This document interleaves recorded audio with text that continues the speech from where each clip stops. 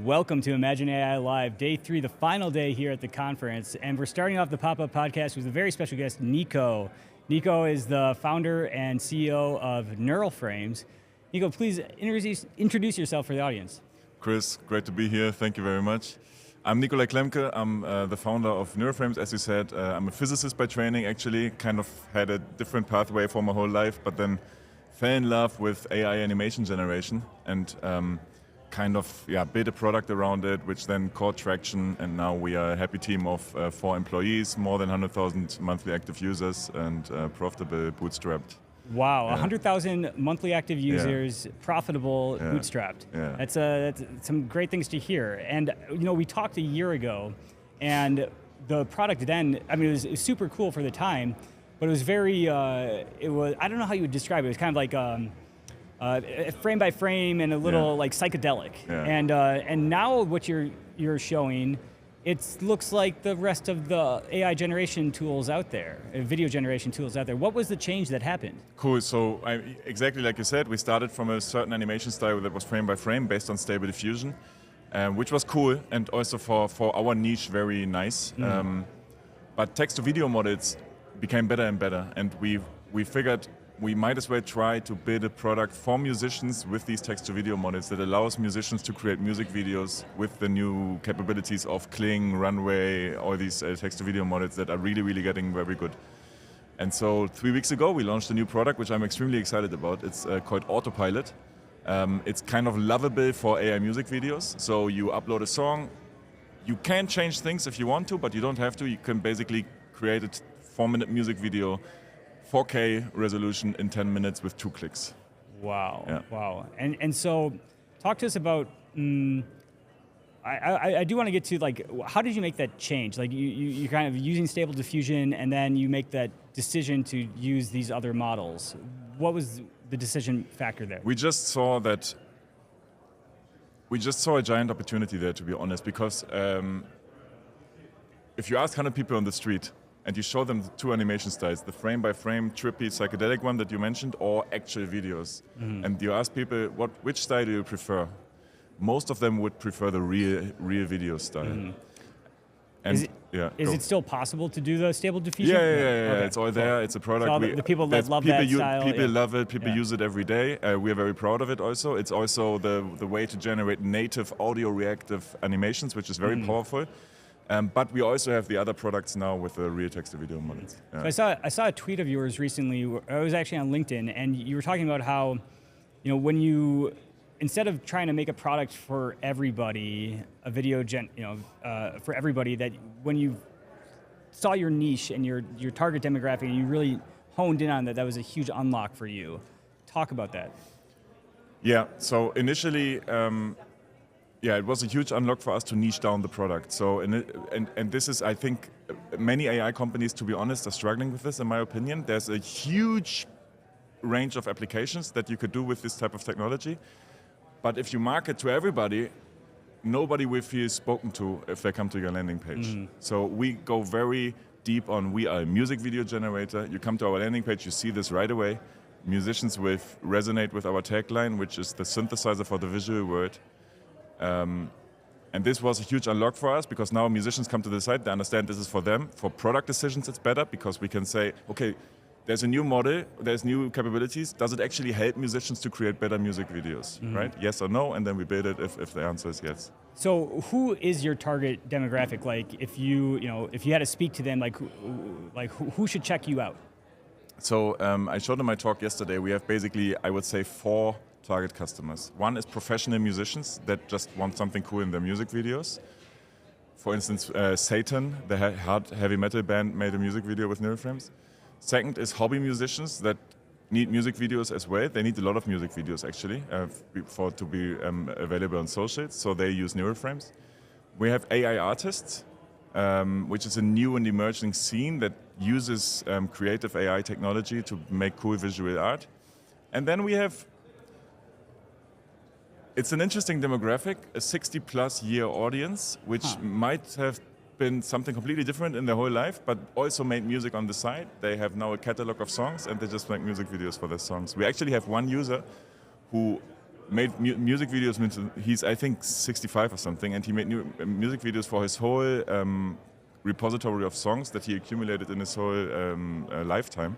And he became so good at it in making Neuroframes videos that he now takes jobs from other musicians and makes music videos for them as a side hustle.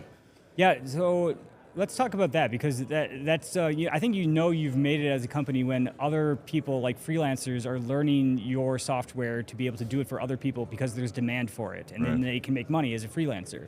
So how many of your users do you think are doing that? We can see it in the higher pricing tiers. Those that sign up for the higher pricing tiers are oftentimes people that make money with it. I would say it's maybe 10, 20%. Okay, cool. And where are people posting these videos? Everywhere in the digital realm. YouTube, TikTok, Instagram, Spotify. Do you have any other... live visuals also, which is also cool. Sorry for interrupting. We see some people that play live gigs and they send us videos afterwards with blaring Neuroframes visuals behind them. Oh, that's awesome. Yeah, I wonder if do you have more story, like a story of somebody that's used your product and it was a great success for them or a touching moment? We have several people in our Discord server that report they've grown their YouTube audience from 0 to, say, 20,000 followers. Several people just with Neuroframes videos. How long has your Discord community been going on? 2 years.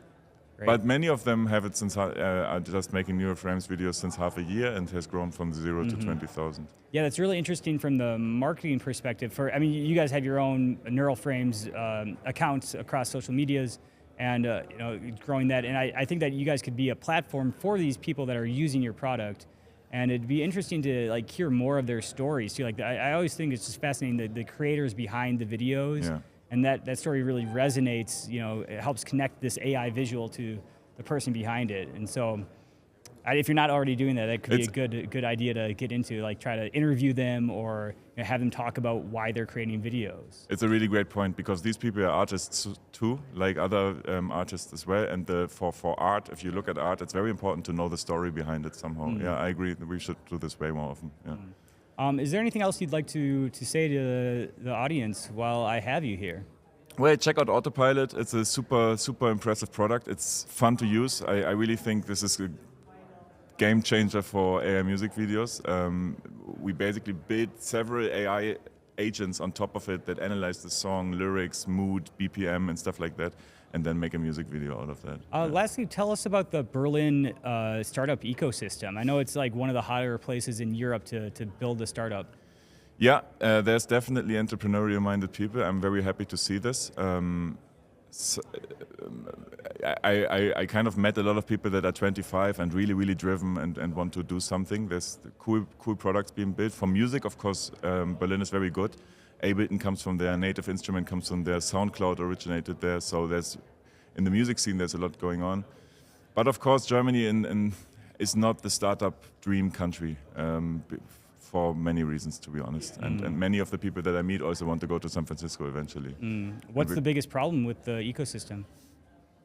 It's mindset, I think. Germany is kind of risk averse in general.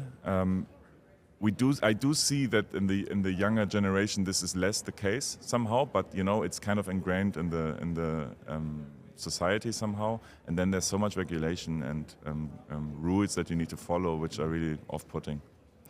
Lastly, tell us about your goals for Neuroframes and what you're working on. You just released a product. Where do you see this going? I love that you found your niche. So it's you found your audience, and now is it just continuing to upgrade with the video generation tools that are out there and staying current? Yeah, it's a great question. This is definitely something that is keeping me up at night. All the movement in the space and trying to navigate this in a good way. I cannot make plans that are very long, to be honest.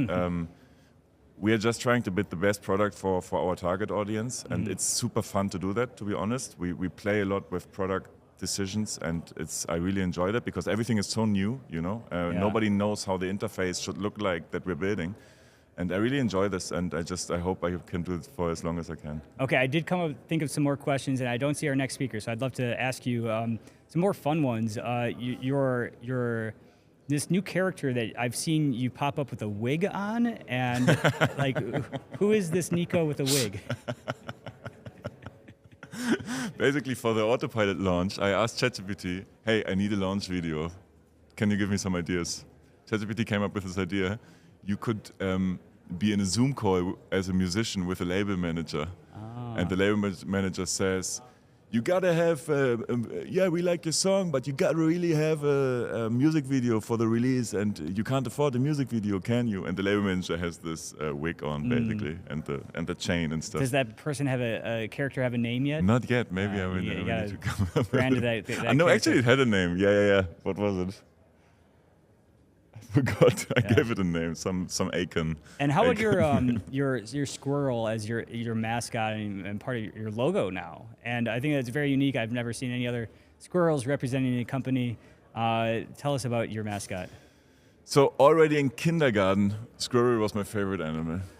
And then when you have an AI video company, you need to show a lot of videos all the time on social media, right? New product developments. There always needs to be some visuals for it. So once I had a video with a squirrel there, and then my girlfriend said, you should just make the squirrel your mascot. And since then, we always show the squirrel. Yeah, and it's funny to see the improvement in the art of the squirrel, because it's a hard thing to draw. And AI wasn't great at it at first, but now it's like, wow, that's awesome. Yeah, we actually hired somebody to draw us a nice squirrel animation once. Cool. Also, yeah. Well, Nico, thank you so much for sitting down again. Love that having you a part of the Imagine AI Live community here. Good luck with your flight back to Germany tomorrow, and yeah, it's best of luck with everything. Thank you very much, Chris. It's a great pleasure to be here. You guys are killing it with the conference, and thanks so much. That's one small step for man.